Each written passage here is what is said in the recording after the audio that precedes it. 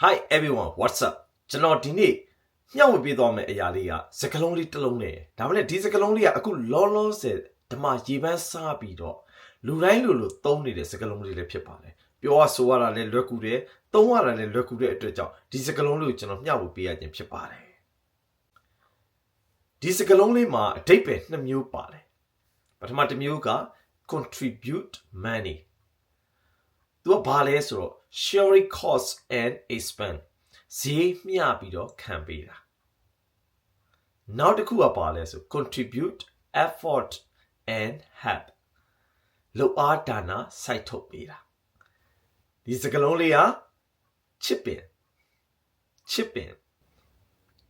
I chip in $10 for the retirement gift we all chip in to clean up after the party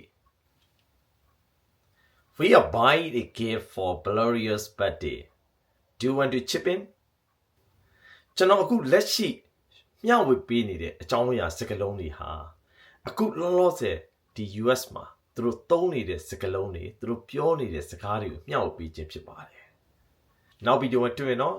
Bye bye. Please subscribe my YouTube channel. Thank you.